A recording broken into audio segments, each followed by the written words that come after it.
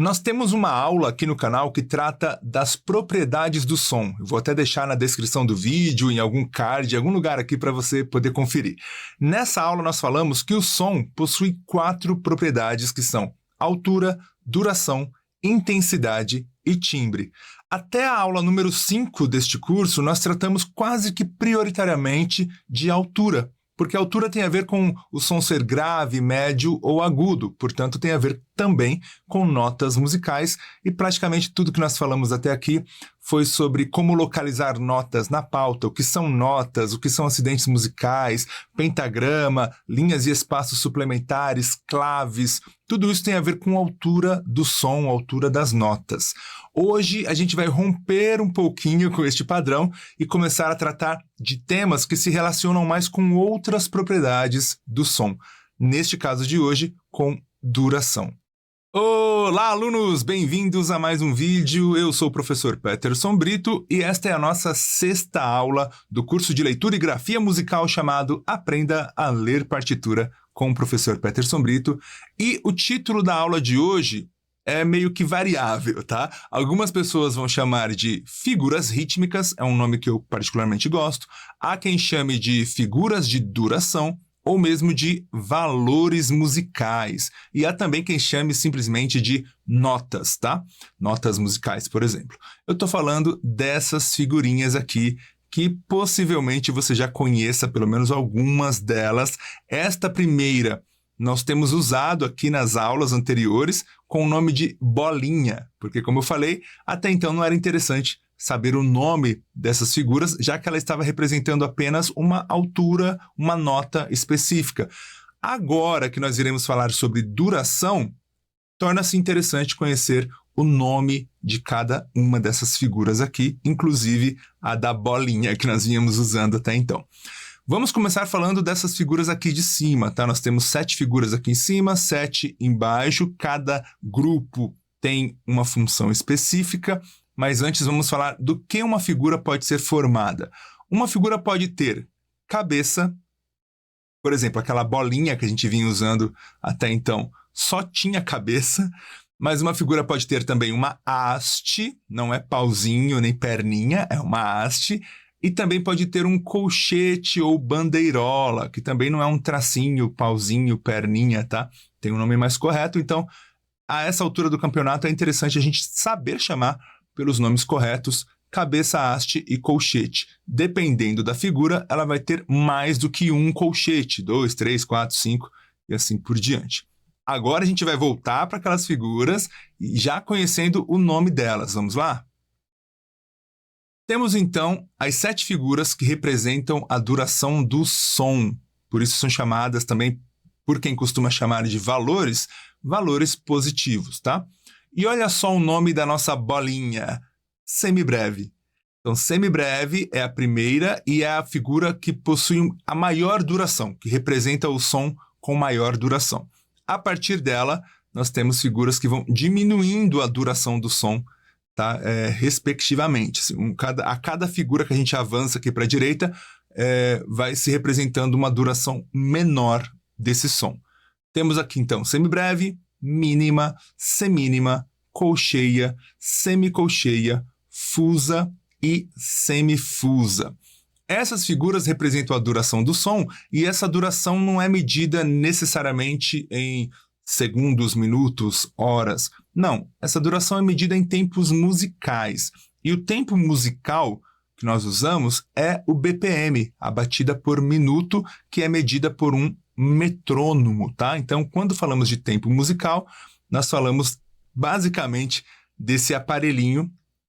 Eu coloquei aqui 3 opções para você conhecer. Este à esquerda é um metrônomo digital, é um aparelho específico chamado metrônomo e é digital. Lá na direita, nós temos um celular com um aplicativo de metrônomo que você acha facilmente, não importa qual seja a marca ou modelo do seu smartphone. Você consegue encontrar na sua loja de aplicativos algum metrônomo para você baixar gratuitamente, tá? Já faz uma experiência aí se você ainda não fez. E aqui ao centro nós temos o metrônomo tradicional, analógico, de madeira, feito com engrenagens como um relógio de corda antigo, sabe? Então, esse metrônomo tradicional acho que representa bem e até facilita para eu explicar o que ele é. Então, o metrônomo é esse aparelho que lembra um relógio, ele tem aqui ao centro uma régua com algumas medidas, e como eu falei, ele mede a duração, ou o tempo musical, melhor dizendo, em BPM, que quer dizer batida por minuto. Então, imagine que nessa reguinha você tem aqui algumas marcações, por exemplo, 40 BPM, 60 BPM, 70, 80, 100, 120, 150, 200 e assim por diante. Aqui nós temos uma haste com um pezinho, e esse pezinho você consegue mover para baixo ou para cima, e aí você vai mover de acordo com a régua que tem aqui no meio, com a numeração que você deseja, tá? E dependendo da numeração, da localização desse peso, você vai ter uma velocidade diferente, um andamento diferente, um movimento de pêndulo, de vai e vem, mais rápido ou mais lento, tá bom? Esse movimento vai gerar um ruído, um som que a gente chama de clique. É por isso que muita gente chama o metrônomo de clique, por causa desse sonzinho que eu vou tentar reproduzir aqui para vocês conhecerem melhor. Olha só.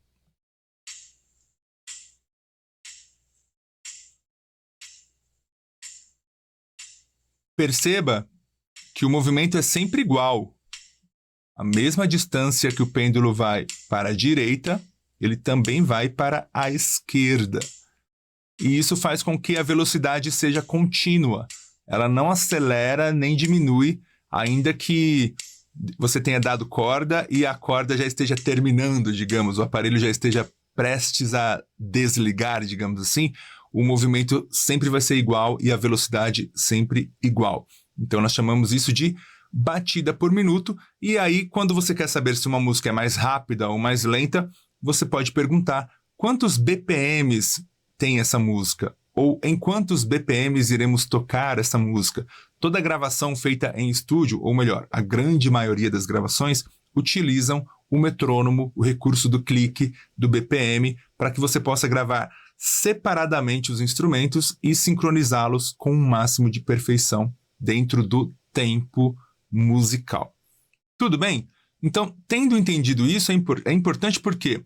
Porque muita gente acha que umas figuras são mais rápidas que as outras, ou tornam a música mais rápida ou mais lenta.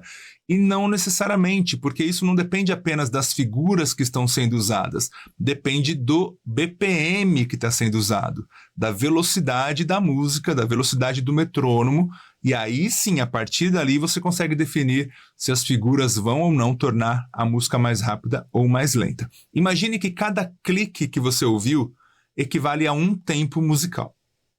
Esse é o conceito, tá? Então, cada clique equivale a um tempo e essas figuras vão ter durações de 2, 4, 8, 3 tempos ou cliques. É essa a maneira que a gente interpreta, tá? Bom, essas figuras chamadas também de valores positivos, por quem gosta de chamar de valores essas figuras, vão ter então valores que não são fixos, porém a relação entre as figuras é fixa. Que relação é essa? Uma relação de metades. A semibreve é a figura de maior duração dessas 7, e depois dela, ou a partir dela, você sempre vai ter uma relação de metade, ou seja, a mínima vale metade da semibreve, a semínima metade da mínima, a colcheia metade da semínima, a semicolcheia metade da colcheia, a fusa metade da semicolcheia e a semifusa metade da fusa. Repare que o próprio nome já entrega um pouco isso. Quando você tem o prefixo semi no nome, por exemplo, semibreve, semínima, semicolcheia, semifusa, esse prefixo semi significa metade, meio, tá? Então, já dá-se a entender que se eu tenho uma semibreve, significa que eu tenho metade de uma breve. E, de fato, existe uma figura chamada breve, que eu não vou colocar aqui porque ela é pouquíssimo usada, tá? Mas ela existe. As mais usadas são realmente essas, as que mais interessam, mas existe uma breve, e depois da breve veio, então, esta que é a metade da breve, semibreve. Aí vem a mínima. Quem viria depois da mínima? A semi-mínima. Mas para não ficar muito mimimi, semi-mínima, a gente abreviou, isso foi feito há séculos, mas enfim, houve uma abreviação e passamos a chamar de semínima. Depois temos a colcheia. Obviamente, quem viria depois, a que vale metade, a meia colcheia ou semicolcheia. Por fim, temos a fusa e a meia fusa, que nesse caso vai se chamar semifusa. Então, se você memorizar aqui semibreve, mínima, colcheia e fusa, é só você ir pensando nessa relação de metades, pensa no nome, pensa no prefixo semi, que você encontra a figura que vem aí no meio dessas, tá? Por que eu estou dizendo isso? Porque é importante você memorizar essa ordem aqui das figuras para que você entenda essa relação de metades. Só para exemplo, vamos imaginar que a minha semibreve aqui valha 4 tempos, 4 cliques de duração, tá? Então, se isso acontecer, automaticamente nós vamos ter uma relação de metades aqui desse jeito. Ou seja, se a minha semibreve durar 4 tempos, a mínima vai durar 2, a semínima 1, a colcheia meio, metade de 1, a semicolcheia 1/4, ou seja, a metade de meio, a fusa 1/8, que é metade de 1/4, e a semifusa vai valer 1/16 ou 1/16, que é metade de 1/8. Sempre uma valendo metade da outra ou o dobro, né? Daí depende da direção, se você está indo neste caso, da esquerda para a direita ou da direita para a esquerda. Tudo bem? Mas é essa relação que não muda. Ah, mas a semibreve vale 4 realmente? Em muitas situações, você vai ver a semibreve valendo 4, mas em outras não. Ela pode ter outros valores, esses valores são variáveis, vão haver outras questões ali que a gente vai aprender, outras ferramentas que vão indicar para a gente a duração das figuras. O mais importante para a aula de hoje é você entender que, independente de quanto a semibreve valer, as outras sempre valerão metades uma das outras. Sempre. Isso não muda nunca. Tudo bem? Então, falamos aqui dessas 7 figuras, que são os valores positivos, que representam a duração do som. Logo, logo eu vou dar algum exemplo aqui na aula para você entender mais na prática, entre aspas, como é que isso funciona. Vamos falar daquele grupo de figuras que estava abaixo dessas, para você entender também, que são essas aqui, chamadas pausas. As pausas têm a mesma ideia das figuras positivas. Elas também têm os mesmos nomes, inclusive, semibreve, mínima, semínima, colcheia, semicolcheia, fusa e semifusa, mas em contrapartida, elas representam a duração do silêncio, ou seja, as pausas da música, e por isso são chamadas de valores negativos. E aí, para ficar ainda mais fácil de entender, eu vou colocar aqui juntas as figuras positivas e negativas, tá? Então, olha só. Temos aqui a semibreve e a pausa de semibreve, a mínima, pausa de mínima, semínima, pausa de semínima, e assim por diante. Uma figura se relaciona diretamente com a outra, tá? A única diferença é que uma representa som, no caso as de baixo, e outras representam o silêncio, que são essas de cima, e nós sabemos que o silêncio é um elemento muito importante também em uma composição. Não há som o tempo inteiro de todos os instrumentos. Em algum momento, algum instrumento vai ter uma pausa ali, tá? Um período de silêncio, por mais curto que seja, e depois retornará com som. Portanto, aquela ideia que eu falei de valores, de, por exemplo, a semibreve valer 4, vou colocar aqui novamente, e as outras irem valendo metades umas das outras, né? Vale tanto para a figura de valor positivo, como também para a figura de valor negativo, tanto para o som como para a pausa. Se a minha semibreve valer 4, a minha pausa de semibreve também valerá 4. E isso serve para a mínima. Se ela valer 2, a pausa de mínima também valerá 2. Só muda que em um caso, vamos supor aqui a mínima, você vai fazer uma nota musical ou um som qualquer soar por 2 cliques, 1, 2, e no caso aqui de cima você vai fazer com que haja um silêncio na duração de 2 cliques, tá? É só isso que muda. Um representa som, o outro silêncio, a duração é a mesma. Tudo bem? Ah, professor, mas a semibreve poderia valer 8? Sim, poderia. E como é que seria, então? Seria a mesma coisa, olha. Se a semibreve valesse 8, mudaria apenas os valores das outras, mas continuariam sendo metades. A mínima valeria 4, a semínima 2, a colcheia 1, a semicolcheia meio, a fusa 1/4 e a semifusa 1/8. Ah, e se a semibreve valesse 1 clique, 1 tempo? Seria possível? Seria.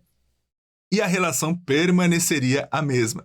Se a semibreve valesse 1, A mínima valeria meio, a semínima 1/4, a colcheia 1/8, a semicolcheia 1/16, a fusa 1/32 e a semifusa 1...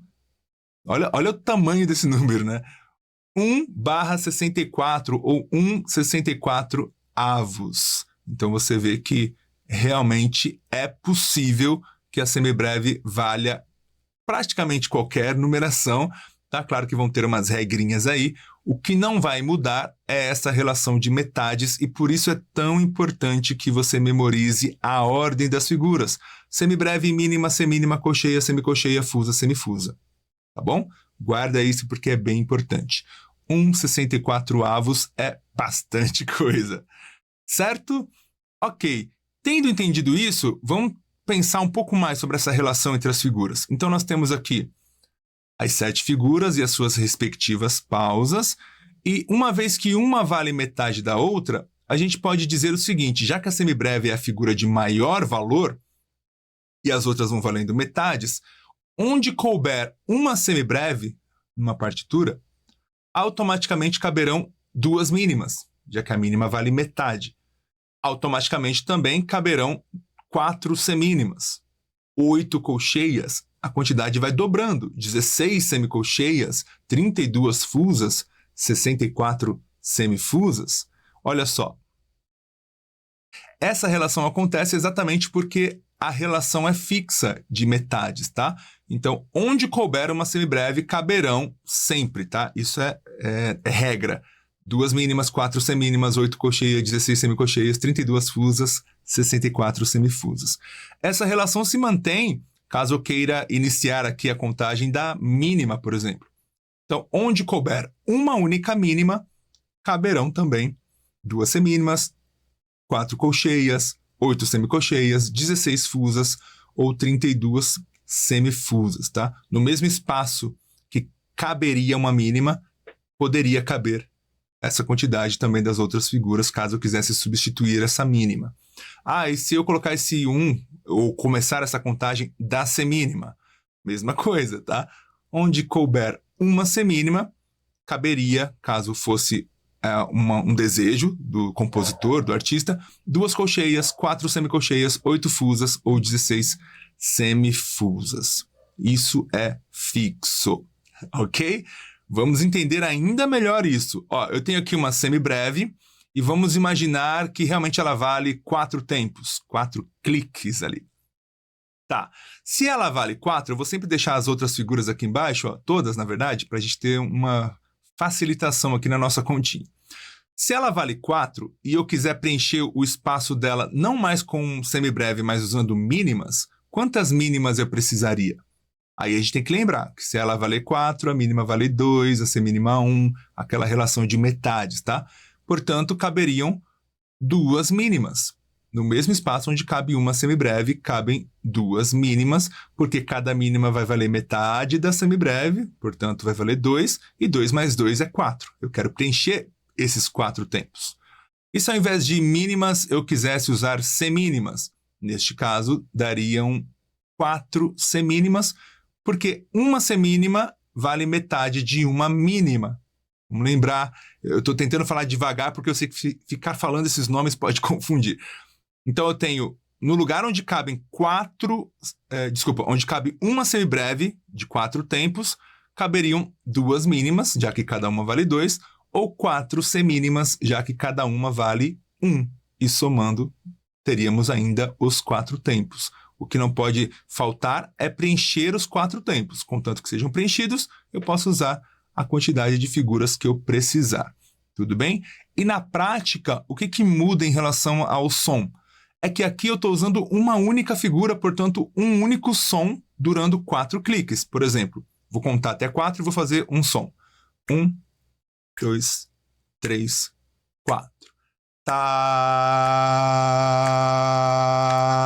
Pronto, fiz aqui uma semibreve que durou 4 tempos. Agora, se eu quiser preencher esses mesmos 4 tempos com 2 mínimas, serão 2 sons e não 1. Olha só. Tá, tá. Ou seja, eu poderia ter usado duas notas musicais diferentes, dois instrumentos de percussão diferentes, eu tenho mais possibilidades. E no caso das semínimas, eu poderia usar 4 notas diferentes. Tá, tá, tá, tá. Em todos os casos, eu usei 4 cliques, 4 tempos, 4 pulsações. Mas com a semibreve eu só consegui um som, com mínimas eu consigo 2 sons, e com semínimas eu consigo 4 sons, uma por tempo, uma por clique. E se eu quisesse continuar aqui, depois da semínima viriam as colcheias. Se a semínima vale 1, a colcheia vai valer metade de 1, que é meio. Então ficaria desse jeito.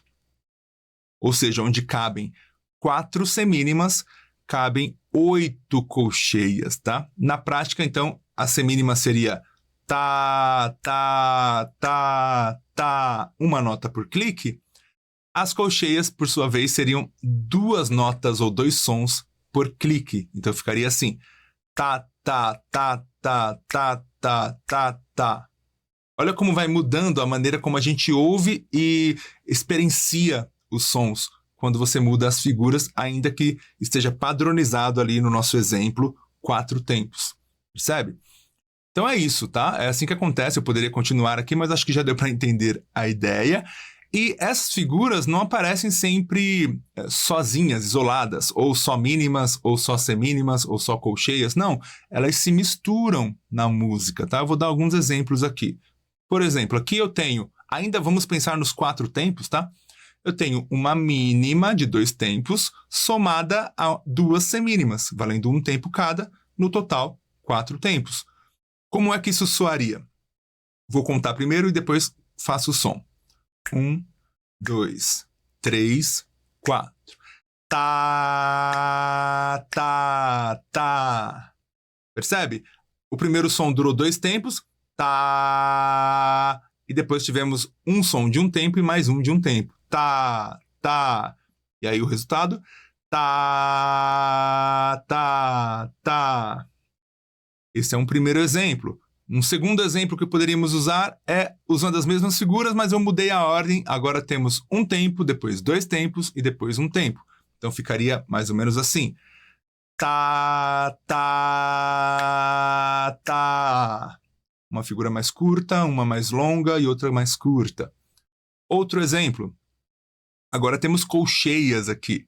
Uma figura de um tempo, 2 figuras de meio tempo cada, portanto, essas 2 sozinhas vão ocupar um tempo, e os outros 2 que restam vão ficar com essa mínima. Então o resultado vai ser esse aqui. Tá, tá, tá, tá. Perceba que foi uma curta, 2 bem curtas, por isso soa até um pouco mais rápido, tá, tá. E depois uma longa, então ficou tá, tá, tá, tá. É assim que funciona, tá? A distribuição de figuras de acordo com uma composição. E eu estou fazendo tá, tá, tá, mas isso poderiam ser notas tocadas por um violino, por uma flauta, enfim, por uma voz. Então, depende da sua intenção. Ou poderia ser simplesmente um batuque para ser feito num tambor, por exemplo, tá bom? Faltou falar um pouquinho das pausas. Então, imagine aqui, eu vou substituir essa nota aqui do meio, essa semínima, essa mínima e essa colcheia pelas suas respectivas pausas, para a gente ver como é que ficaria. E para você entender como a pausa age em uma música, tá? Perceba que a duração aqui não mudou, continuou sendo a mesma, e ainda somando-se os 4 tempos, tá? Em cada grupinho aqui. Mas agora nós temos silêncio envolvido. Olha como é que vai ficar só essa primeira célula. Tá. Tá. Perceba que o terceiro clique é só o clique que se ouve, não se ouve o som do instrumento, que neste caso é a minha voz. Por quê? Porque é uma pausa, tá? Então, 2 tempos de som, 1 de pausa e 1 de som. De novo. Tá. Tá. Essa é a ideia. No segundo exemplo, aqui no meio, mesma coisa. Agora temos 1 tempo de som, 2 de silêncio e 1 de som. Vamos ver. Tá. Tá. Percebeu? E agora o último exemplo. Nós temos 1 tempo de som, meio tempo de silêncio, meio de som e 2 de som. Vai ficar deste jeito. Tá, tá, tá. De novo. Tá, tá, tá. Ok. Uma das formas de se estudar isso, para conseguir calcular bem a duração das pausas, que pode ser um pouco difícil. Poxa, quanto tempo eu seguro o som, mantenho o silêncio, melhor dizendo, antes de voltar a executar, né, o instrumento, a tocar. Você pode substituir o silêncio por um som vocálico. Você pode usar uma palavra, uma contagem. Então, por exemplo, essa pausa dura um tempo, eu vou chamá-la de 1. Esta pausa dura 2 tempos, eu vou chamá-la de 1, 2. Esta pausa dura meio tempo, eu vou chamar de E, que é um som curtinho. E aí vai ficar desse jeito. Eu vou ler direto aqui as 3 células, tá? Vamos lá. Começando com a contagem. 1, 2, 3 e vamos. Tá, 1, tá, 1, 2, tá, e tá. Então, eu chamei de 1, esta primeira pausa de semínima, chamei de 1, 2, a pausa de mínima, e chamei de E, a pausa de colcheia. São maneiras, tá? Maneiras de você preencher esse espaço com som, apesar de que deveria ser silêncio, mas só para facilitar no seu estudo e na hora de tocar no instrumento, de cantar, obviamente você não vai falar 1, 1, 2, E, você vai simplesmente manter o silêncio ali. Tudo bem?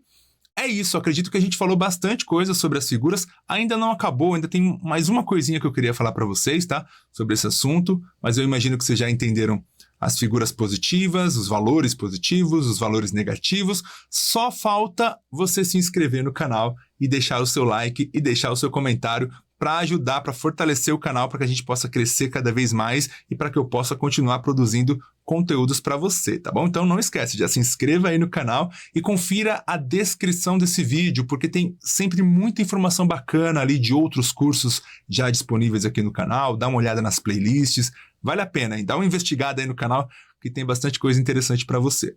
Uma coisa que faltou eu falar, e eu acho que algumas pessoas vão ter dúvidas, é sobre a localização ou a direção da haste das figuras.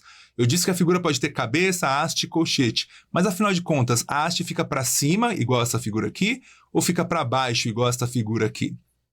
A resposta é: depende, tá? Tem alguns fatores aí, mas normalmente, de uma maneira mais genérica, eu diria o seguinte: se a nota estiver abaixo da terceira linha do pentagrama, ela vai ter a sua haste para cima e do lado direito, igual esta. Lembra um pouco a letra D de dado, tá bom?